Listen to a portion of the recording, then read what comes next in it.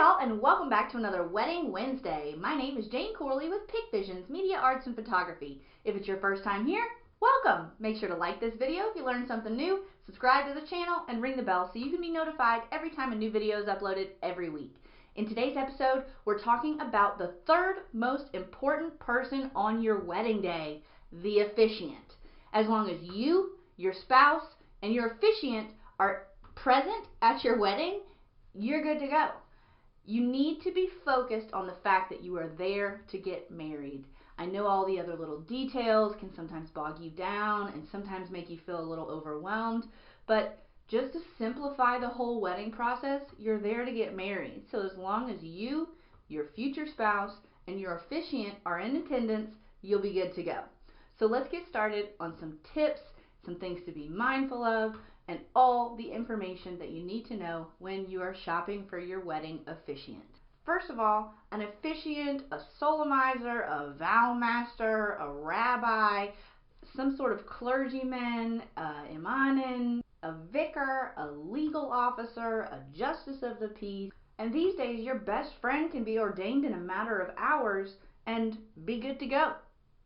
So, also narrow down the information of what you would like the tone of your ceremony to be.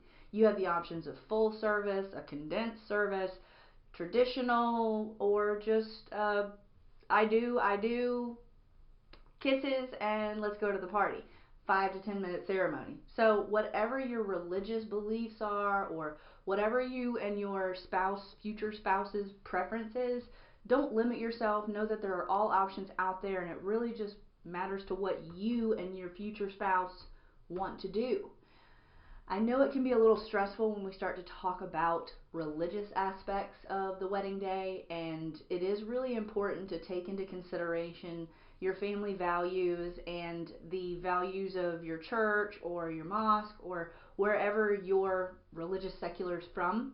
But whoever you choose, first and foremost, make sure that they have your date available. From there, you're going to continue asking them a few questions to make sure that they are a good fit for you. Make sure that your officiant, your clergyman, whoever you have getting you married, is licensed to marry you in that state. Some clergymen are only able to marry you in certain states depending on where they got their certification from. So just make sure that they are able to marry you in the state where you are getting married. Next is, what do they require from you and your fiance prior to the wedding? Will there be any fees? Your fees can be from $0 to $1,000 or more, depending on the different things that you need to perform to check off the boxes for that officiant during your wedding planning period, such as marriage counseling. Some officiants, pastors, really just clergymen or people of the religious sect, they require you to have marriage counseling, while others will just show up and marry you and your future spouse. So whatever you guys require, whatever you guys' preference is, just be clear with your officiant and be clear between you and your spouse and you and your family when you're going through your wedding planning process that this is what we want and this is how we're going to do it, so that there isn't any questions and there isn't any people who are upset. It is important to ask them about fees. When it comes to fees, this can include fees to do your ceremony, travel expenses, and do you need to provide them lodging, especially if you're getting married in another state from where this officiant is from.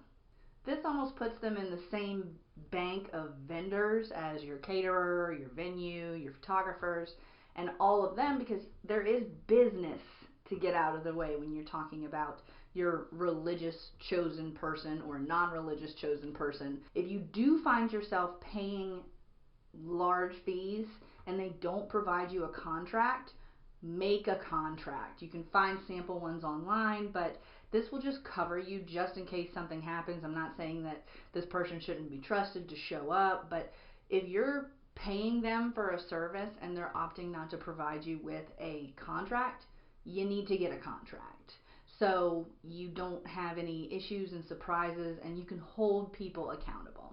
Now, preparation for the ceremony.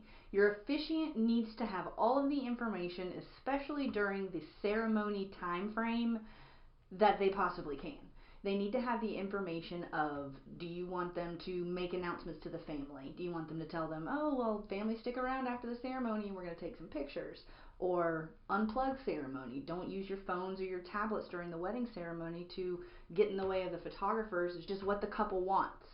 So have them be the welcome, here's a few announcements, we're about to get started. But you need to let them know that they need to provide that information to the crowd.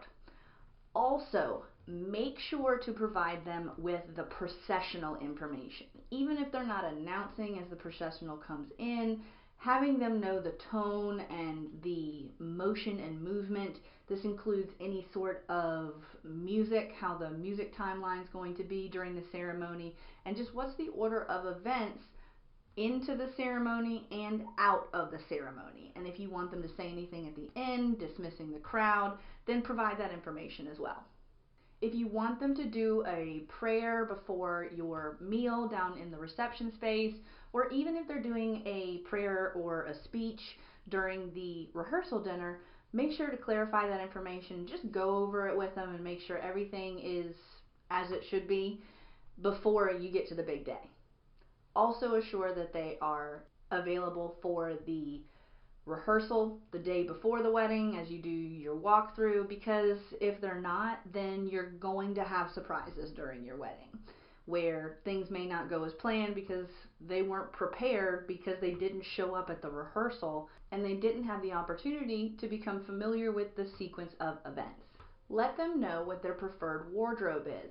If you want them to wear a robe, if you want them to wear a suit and tie, if you want them to wear khakis and a polo, they are more than a guest, so make sure that they are dressed for more than a guest wardrobe.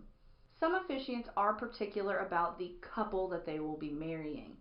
Some officiants will not marry same-sex couples. They won't marry people who aren't of the same religion. They won't marry people who haven't gone through marriage counseling. They won't marry people who have lived together.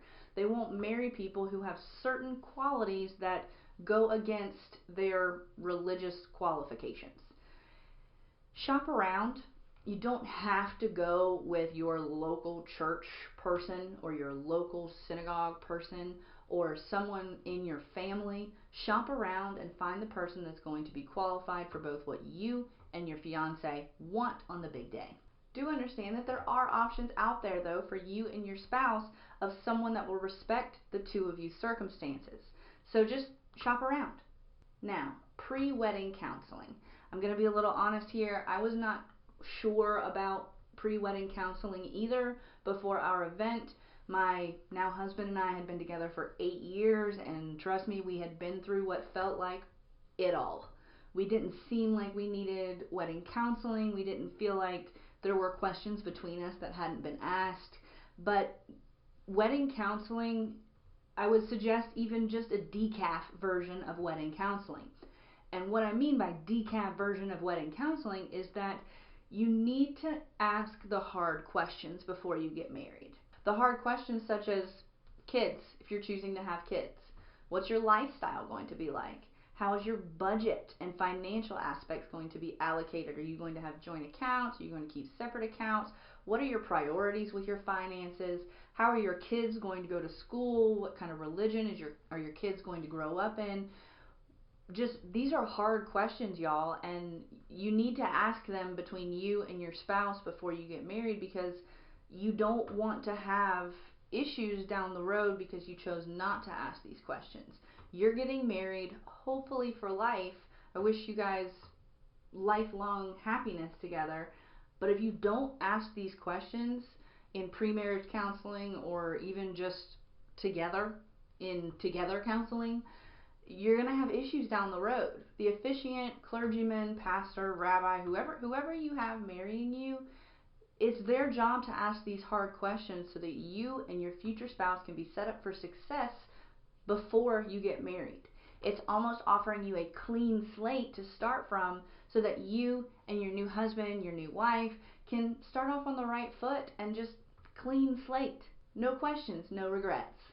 So I hope this was helpful on how to choose your clergyman, how to choose your rabbi, your imanin, whoever you have marrying you. I hope this cleared up some questions and concerns about choosing the appropriate person. So do understand, my fellow brides and grooms, that this person is the third most important person at your wedding. I can't stress that enough. This person is the one who's going to make it all happen. If they're not there, you're not getting married. It doesn't matter if all your friends are there, your family's there, everybody's good to go, having a good time. If the person who is responsible to marrying you, hitching you, getting you together, you have to pass through them before you can enter into a marriage together.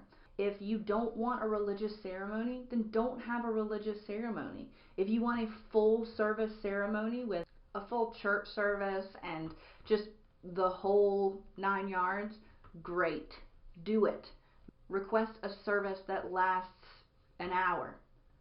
If you only want your service to last 5 or 10 minutes, wham bam smooch and I do, then do it. You, your spouse, and the clergyman, that is who matters the big day. I know you want your mom there, you want your dad there, you want your people, your best friends there, but just understand that you, your future spouse, and whoever you have marrying you are the top 3 people that you need to worry about during your wedding ceremony. Everything else, if it goes horribly wrong, fine. Please leave in the comments below any tips or tricks for your fellow brides and grooms for how to select your clergyman, your officiant, whatever you want to call them for your wedding day. Make sure to like this video if you did learn something new, subscribe to the channel, and ring the bell so you can be notified every time a new video is uploaded every week. Until next week, see you later, guys.